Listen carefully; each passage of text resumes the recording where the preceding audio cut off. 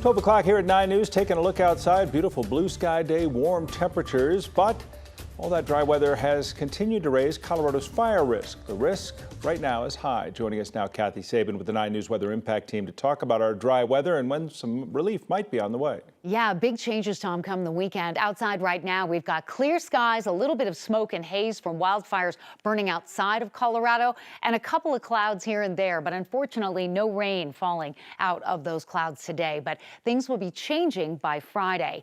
An area of disturbed weather to the south and west is transporting a little moisture into the southern mountains today. But the storm we're focused on is the Pacific front that's just now moving on shore in the Pacific Northwest. That'll be here Friday, and that will bring a chance for rain Friday, Saturday, and potentially early on Sunday. Temperatures today already starting to warm. We've got some 70s out there on the map across the Front Range and Eastern Plains. That is above the average of 65. As we monitor the wind increasing ahead of that storm, the fire weather risk is growing. We have elevated fire danger across Denver, the Front Range, and Eastern Plains.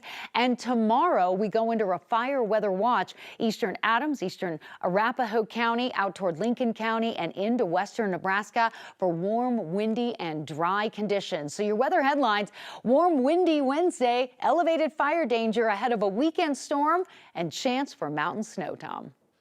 Thank you, Kathy. We turn to Fort Collins now, right now on the CSU campus. Just in the last 10 minutes, police have lifted what was a shelter-in-place order. They still are telling students to stay away from the area of Laurel Village while they conduct an investigation. There's been very limited information coming out, but the police activity is near Durward Hall and the Towers and Corbett Hall as well. The alert was issued at about 10:15 this morning. Of course, as we get information, we'll be bringing it to you. An arrest has now been made after the deadly shooting of a teenager Saturday night in Rotella Park. Adams County Sheriff's officials aren't giving out many details, only saying that a juvenile's been arrested for the killing of a boy in the park near 78th and York. Authorities say 5 to 7 boys were in the park that night when a disturbance took place and someone started shooting. The teenager killed was shot in the neck. A second juvenile was shot in the leg, but is expected to survive.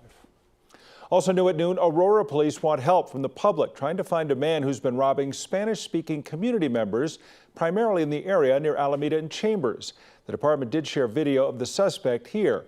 The robber being described as a man around 5'8" to 5'10" in height, wearing all black clothing, as well as a black face mask or ski mask. Police say there have been at least 12 robberies late at night or early in the morning hours since August 24th. The most recent one happening just a few days ago on October 11th. In one of those robberies, Aurora police say he fired shots, but no one was hurt. If you have any tips that could help find him, call Metro Denver Crime Stoppers. A road rage victim is in critical condition today. The man accused in the crash has been arrested. The person was hit in Littleton on Monday night near the intersection of Broadway and West Powers. Police say 41-year-old Renee Cook got into a minor crash with another person, but that escalated into an argument. They say the other driver got out of their car, and Cook then ran them over before driving away. Police did track Cook down before arresting him. The FBI is now working to determine what kind of white powder was left in a container at an apartment in unincorporated Arapahoe County. The sheriff's office says the family found that container on their front porch last night on South Willow Street, not far from Parker Road. Deputies say they brought it inside, and when they opened it, it exploded. 3 people were taken to the hospital precautionarily. All of them were soon released.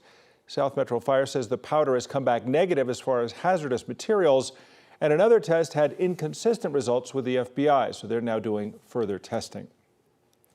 There's a lawsuit claiming the death of a man inside of the Aurora ICE Detention Center could have been prevented.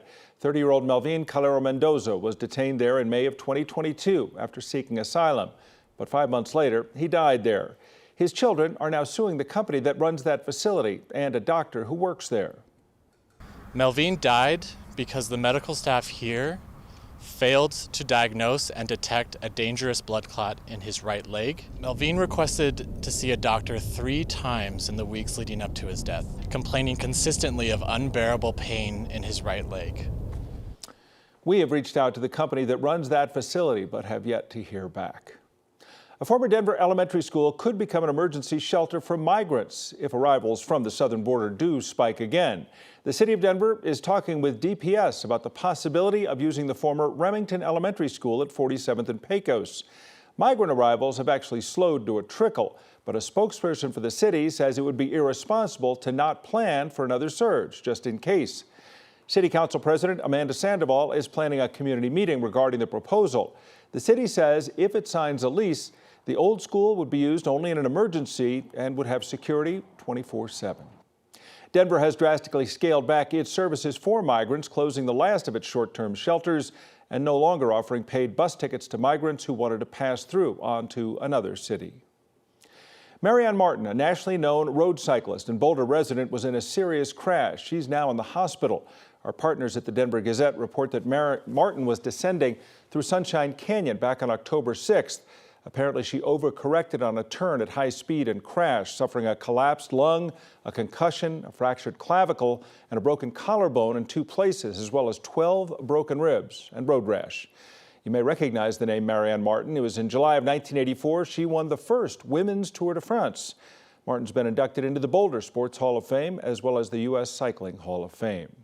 After she is released from the ICU, Martin is going to need to be monitored and kept in the hospital for at least another couple of days.